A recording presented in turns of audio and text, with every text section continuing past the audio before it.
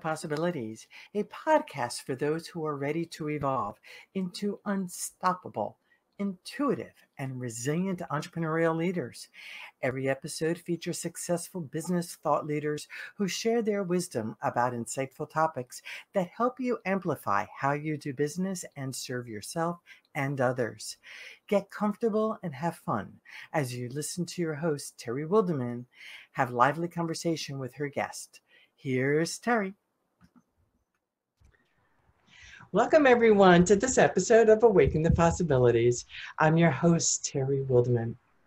You know, opportunity comes knocking, and oftentimes we miss the boat because either we're scared, we think it's too much money. Frankly, we may not have all the facts for us to be able to jump into an opportunity. Now, there's a big difference between being a business owner and an entrepreneur. Business owners tend to sit in the box. Okay, and they put their head out the door every once in a while, and if it's not comfortable to them, the head pops back in. Entrepreneurs, on the other hand, their whole self is out there. They know that boundaries are critical and that they are important. However, they look at every opportunity that comes by and they really tune in using their intuition, leadership skills, communications, all the things that we've talked about on this show, to be able to discern if the opportunity is really something that feels good. And if their intuition is screaming, hopefully they have just the right open-ended questions to be able to ask. Well, today I have a guest that is all about opportunity and helping us discern which are the good opportunities, which are the opportunities we may stay away from. I would like to introduce you to Sherré DeMao. And oh my gosh, this woman is a rock star. What she does is absolutely amazing. So a little bit about Sherré. Sherré. I've always called you Sherré. That's Sherré. Okay, Sherré. You've never ever corrected me. Because you've said it right before. Okay, Sherré is a CEO, strategy maestro of BizGrowth Inc., an award-winning firm specializing in next level, next idea solutions for entrepreneurs and thought leaders. A nationally acclaimed author, a speaker, an impassioned researcher. She is currently conducting a groundbreaking study linking a company's stock value to corporate culture. That's really cool. She has been featured in Huffington Post Thrive Global as a woman of the C-suite and was inducted into the Evolutionary Business Council, a global consortium of thought leaders, in 2019. Her most recent book, Dream Wide Awake, Shifting from Daydreaming to Dream Doing, was released internationally on Valentine's Day. What a great day. It was a great 2020. It's about falling in love with yourself, basically. Really. And she was selected for the National Association of Women in Construction Leadership Book Club. And she's currently writing her fourth book, The Prosperity Quotient. And you guys know, my audience knows that I am all about prosperity. That's why we fell in love with each other the minute That's right.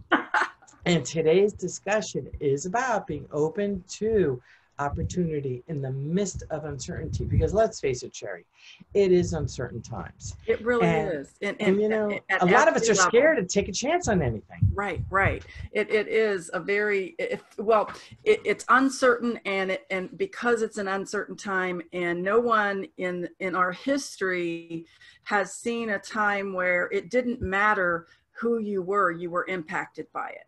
Yes. And so think about that for a minute. This is the first time in history. I don't know if we can think of any time in centuries or even thousands of years where the entire globe was impacted. Really? And so when you think about something like that, when you think about something that truly was a global impact, circling this globe, no one was untouched by this. That makes a lot of people scared. I mean, or they don't even know why they feel the way they do, except, you hear people saying, well, we're all in this together, or, you've heard some people say we're in different boats, but we're in it together, whatever you want to say. But that's not really making people more comfortable, because you always want you always want to believe there's someone that isn't impacted by this that maybe you could learn from, or Yes, maybe you absolutely. could gain something from. And when it feels like everyone is impacted, it can make you want to crawl into a hole. I think, you see a lot of people that are just kind of sitting back and waiting and waiting and waiting and waiting and waiting. And what I see with that happening is I do see people who are allowing outside sources control their lives instead of they controlling their own lives. And one of the things, I so agree with that. I'm not against not following guidelines and that kind of stuff. That's not where I'm going. Where I'm going is follow the guidelines, but you still are in control of your own life and what it is that you do and how you think and what you do and how you behave. There's still so many choices that everyone has the ability to make. Everyone has the ability to make so many choices, even amidst the forced stay at home, all of that, working from home, everything else. It doesn't mean you still can't think big. It doesn't mean you still can't make step towards where you're thinking big. Right. There's still, I mean, if anything, I think people realize that, we weren't totally out of touch with each other. We were just out of touch with each other. Yes. And there's a really big difference there. And can you say that again, Sherré, because I think that's really important. Yes, that we weren't really out of touch with each other. We were just out of touch with each other. And there still is a huge opportunity to, what I say, instead of zooming out, zoom in. Well, considering the whole world is living on Zoom these days, Well, and we had people that were literally getting Zoom fatigue. I did. I started asking people to start, hey, you see the gizmo here? Let's start talking on the phone, please, because it just was getting to be too much. Right. And I think, sitting, I think part of the reason we love the whole aspect of intuition is it's really having some trust in yourself and having some trust in what you're seeing and what you're not seeing, and taking some moments to just be aware. In every single disruptive time, down economic time, amazing innovation has happened. Yes.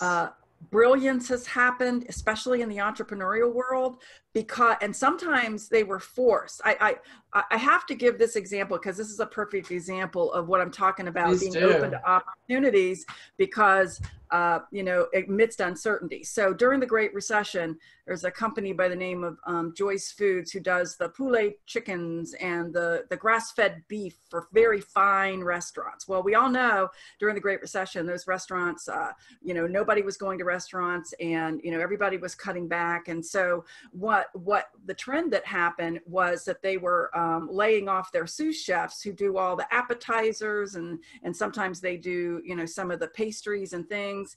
And so the chef at Joyce Foods, they always were trying to find ways to help and support restaurants. And they realized that they were throwing perfectly good scrap away. And so, because basically you go in a restaurant and you order a filet or you order a breast of chicken, and the person sitting right next to you, it's the exact same size, because you don't want to why'd they get more than me? So as a result, they're trimmed to be a certain size. And so they were literally kicking themselves afterwards because they realized they were throwing this scrap away. Beautiful, beautiful pieces of meat they were throwing away. And so when this whole situation happened with sous chefs being laid off, they created all these fabulous appetizers out of the scraps of chicken and beef that were prepackaged and supplied to the restaurants. Wow. And it ended up being like more than 15% of their business, and they ended up growing instead of declining. But it took being forced to be, and one of the best lessons I learned coming right out of art school is when you have limitations is when you can be the most creative.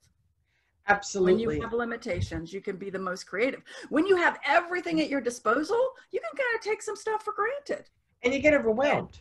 and get overwhelmed. Yeah. And so it just, again, there's probably opportunity right under people's noses, literally right within what they have been doing all along. And just with a little tweak and a little tuck and a little this and a little that, they open up a whole new market or a whole new offering. It's just, there's so much more opportunity than people are giving themselves the ability to see. So the ability to see that piece right there is so important, because what you choose to see is either a wonderful thing or a negative thing. It's your choice. For me, staying home has been an amazing thing because it's forced me to stop traveling. I can't get to, I was traveling every 4 to 6 weeks down to Florida to take care of my parents who are 97 and 94. So I constantly go, and I was really starting to burn out badly. And when I came back, what has happened is we have been able to get people to stay with them. We have been able to make all kinds of arrangements. My health is restored. It's amazing where I'm going, what's happening with my business. So for me, this stay at home, which I've been working from home for the last 2 years anyway, but still stopping the intense travel has given and stopping me the intense expectations of yourself. That's huge. And the intense expectation of my parents on me. Right, of course, it's all around. It's all around. And while you were sharing that, what it made me think of is what my Granny P taught me. She taught me 3 amazing promises to live by, and one of them was, don't feel guilty about making life easier for yourself. And love it. And that is a perfect. But sometimes it takes something to make you realize, maybe somebody else can help me do this. Maybe sometimes you have to be forced into making that happen. And it's probably the best thing that could have happened to us. Because, absolutely, without question. So I love that, and you can just see the radiance in your face. So well, it was fascinating because, I couldn't go down. Then I ended up getting sick, not with COVID, something else, and it was like, I don't think I really should get down there. Right. And we were like, what are we going to do? We got to find somebody. I'm like, Lord, okay, I'm just going to put it out there. The law of attraction, prosperity junkie here. And the woman who used to be there and cooked for them, who ended up getting another job working for other elders because it was a full-time position, that person passed away at the very moment. Not the person who was helping her, the person she was working for passed away. Right. She was open and was able to come now and amazing? Is working full time for my parents. I mean, it was like, thank you, God. Isn't that amazing? It's amazing. It's amazing. Serendipity. It really is. It really is. So those are opportunities. Yes, where businesses could, and that was a business arrangement that we made. So these are business opportunities that one of the things I think we forget is we are so tuned into controlling everything in our lives that when we surrender, and that's the word I'm going to use, when you surrender and just say, okay, I'm open, I'm ready, and you focus on the possibilities instead of, oh, this is never going to happen. That's not going to happen. You know where I'm going. That kind of stuff. I totally agree. You push it away. You push it away. I totally agree with that. And I think the other thing I'm constantly trying to tell entrepreneurs and help them understand, and that gets at the me, myself, and Inc. and honoring the 3 aspects of who you are. And I love that. Me, myself, and Inc. And you see, and the thing about that is, we were talking, earlier about external versus internal influences. And that's why the whole me, myself, and Inc. was my epiphany when I was pregnant 22 years ago with my now 21-year-old, because, work-life balance was about externally everything impacting you. And I thought, well, wait a minute, especially as an entrepreneur and then working with entrepreneurs, you can't separate work and life. And why are you pitting work against life? Because isn't work a part of your life? I mean, come on, that's just crazy. And so once I kind of pushed back on the whole balance thing, I go, well, okay, what now? What now? Well, yeah. And that's when, it literally was like this light bulb over my head. It's just like the me, myself, and Inc. and the 3 aspects of you, and honoring the 3 aspects of you. And then you're looking from the inside out. And the other aspect of that is, this is another promise of my grandmother's: be open to all possible resources and support. There you go. And too often we compartmentalize where our resources and our options come from. And so I've lost count of somebody that I knew really strictly on a personal level who had the most amazing resource for my business. And I had no clue that they would even know somebody like that. But I just, shared.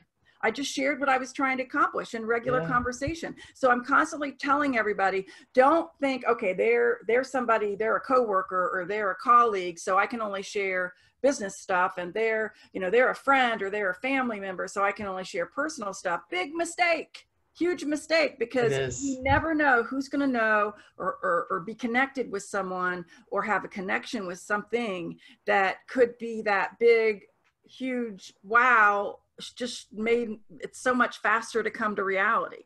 And what you're saying is so important, because I'm going to take it out of personal and take it into the networking piece. Absolutely. When we network, we'll go into a location, which God only knows when that's going to happen again.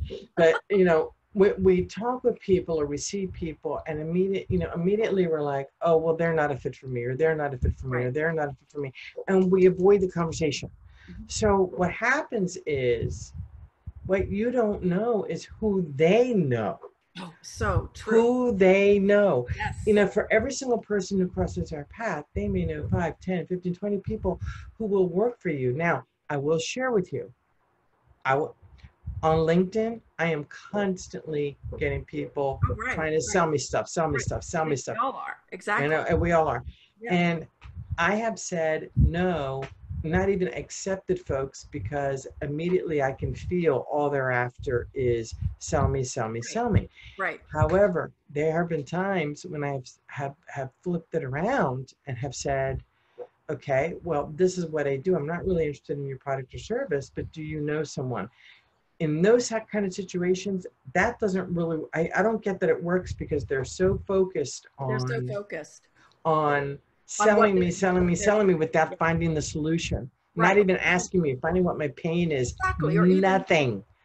Well, one of the things that I have tried to encourage, I do, and I make it a practice with all my clients, entrepreneurial clients in that networking space, is you're not going to meet everyone initially that is the perfect connection. However, just like you said, I believe you should be the host and the hostess with the mostest, even if you are not. And so find enough about them so you can hand that person off to somebody else, introduce them to somebody else. And they're always so, wow, you took the time to do that. And sometimes you may not know anybody. So you're like, well, that's really great. Let's see if somebody over here, might, and you're literally trying to be a gracious, handoff versus, okay, looking around to try to find somebody else and obviously not interested. And then that person's going to remember that. Right. And so that, and again, you never know when a year or two down the road, that person who remembered that you didn't know him from Adam, you took a moment to find something out about him, and then you immediately handed them off to somebody else.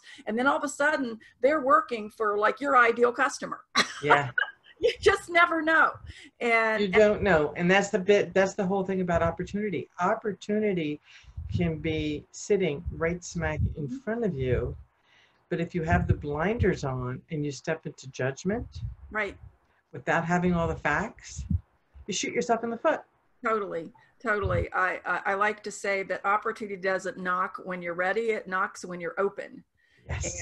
And I like that. Very nice. Yes, because you could literally have something right there, perfect solution, and for whatever reason you're negating it.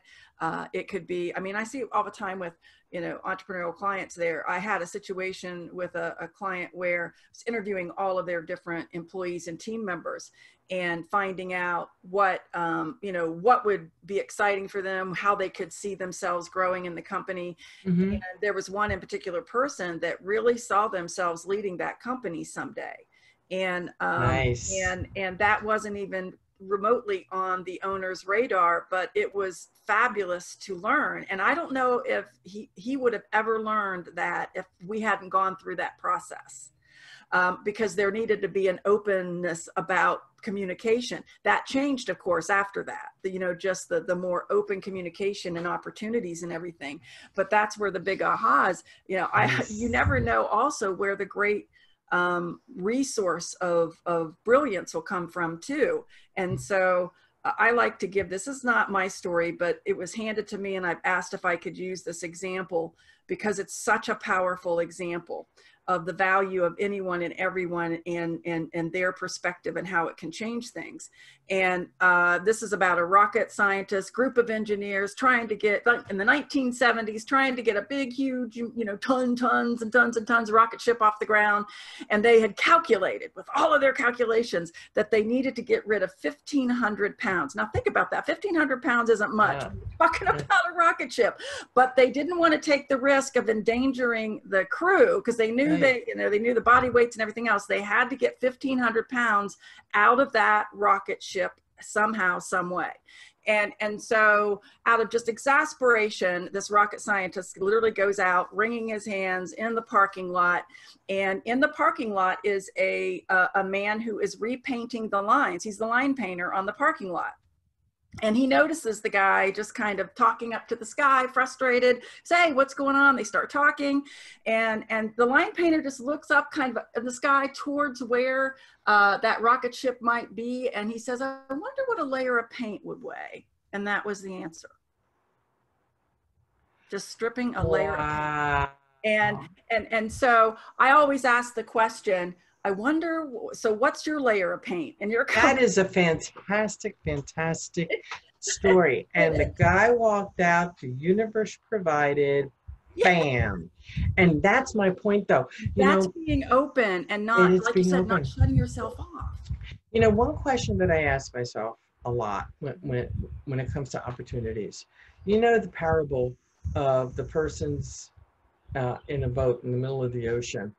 And a boat comes by and he says, oh no, I'm waiting for God to save me. And then the next boat comes by, I'm waiting for God to save me.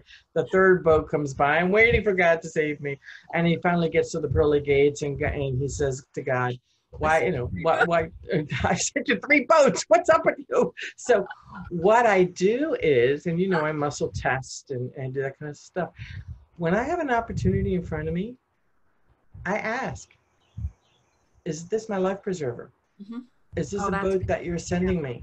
Mm-hmm. Is this a boat that you're sending me?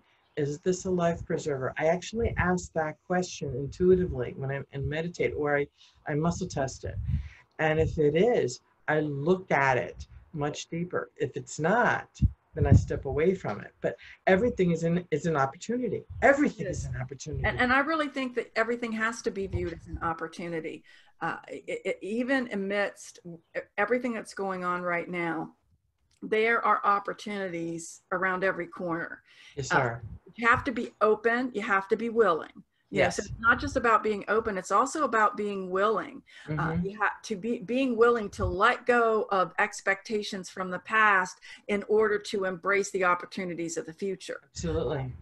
Because whenever something really disruptive happens, and I love working, one of my favorite, the next level, next idea is what I'm talking about is disruption. I love disruption. Entrepreneurs love disruption. Yes, they but do. Sometimes entrepreneurs need to be disrupted in order to disrupt. And yes. So because they get comfortable or they get a little bit, they've lost some of their entrepreneurial edge is what it boils down to. And so this is a huge opportunity to re-engage that aspect of how can I disrupt amidst this disruption, and come out on the other side even stronger and more powerful. Love it. It's always, anything like this is a wake-up call. It is. It really is. And the thing with opportunities is, and there's an example that I love using. Mm-hmm. Your business, in order for it to have a solid foundation, let's imagine that your business is a table. Mm-hmm. And you have to have 4 legs. Mm-hmm. Those 4 legs is what holds the table up. And what ends up happening is, with times like these, unexpected stuff can knock one of the legs out. Mm-hmm. And these unexpected things, what happens to the table? It topples. Mm-hmm. So it's important to have a bunch of legs under that table. So if one of them breaks, one of them falls away, whatever it is, there's still income coming in. There's still clients coming in. There are still different ways of, there's money coming in from different avenues. And that's such an important point, because what, a lot of people are thinking that pivoting is about getting online and everything else. And that's definitely something that every business has to take seriously and figure out and make a part of their overall business model, no matter what kind of business they're in. You can't ignore the online aspect of our commerce anymore. However, there's also just good old school diversification. Old school diversification, both in offerings as well as in customer base. So there's other pivoting going on with the big like slap in the face reality that we had too many eggs in one basket in one industry, or too many eggs in one basket in a type of customer, and then all of a sudden they're like, what just happened here? Those who were open to repackaging, redelivering, reassessing, and having the agility to shift. It's not as difficult as some may think, especially for entrepreneurial enterprises to shift and serve another market, again, if they're open and if they're willing. That's right. Well, look at the amount of liquor companies that started creating hand sanitizer. Exactly. I mean, it's not that hard. No. But you just have to be able to, and I don't like to use the phrase think out of the box. It's overused, but the fact is that's what it is. You're getting out of, the business owner stays in the box. The entrepreneur is out of the box. Well, and it always comes down to those kind of examples are perfect examples, because they looked at what was our core competency? What do we have readily available? We don't even have to invest in anything. We just have to change what we put into this core competency. And all of a sudden they're rocking and rolling again. Restaurants that created these meal packages to pick up, not just, worrying about DoorDash and all these other ways to get food to people or curbside delivery. They actually created family meals that you could pick up and come back and, they started thinking, okay, what are some other things we can do besides what we have normally done? And, a client of mine who is a specialist in fertility, and is an acupuncturist, and she was like really concerned because of course everyone was canceling their appointments, but she was so comfortable online. I said, telemed, you can still do, pressure points. You have a whole line of products. They can still, your special herbal, Chinese herb mixes, you can, so they won't panic until they can get back to you. And her business has exploded. And it's because she was willing to keep them calm while she stayed calm, and flexed, okay, how else can I help and serve and shift? And she has just done an incredibly beautiful job. Nice. I'm proud of her. How cool is that? How cool is that? Well, Sherré, you and I both love being connected in all different ways, and being connected with other people, other businesses, with the opportunities, it's a real big deal. It is. And one of the things that we're both a part of is a brand new platform, folks. A disruptive platform, by the way. It's a very disruptive platform, and it's called Be Connected, BeeKonnected. Now, I joined because I'm adding another leg to my table. Exactly. I am adding another leg to my table, and I am meeting really, really cool people. It is incredible. And you and I are early adopters, and entrepreneurs in general are early adopters. Right. And I think also what's exciting about Be Connected and why it's so disruptive is it's taken the whole concept of connecting to a whole nother level, using, artificial intelligence, using this whole profiling, like a dating software, but putting it into the business world. And then also looking at what are all the missing legs of an entrepreneurial enterprise that causes them to falter. And some of it is they don't know what they don't know. Another of it is how can they do more without having to spend as much, so saving money. And so it's just such a brilliant way of bringing and connecting people at multiple levels. Yes, it is. It really is. It's really helping entrepreneurs like I don't think any platform is, in my opinion. And the thing with Be Connected is it works on the artificial intelligence that it uses is the dating algorithms from dating software, I should say.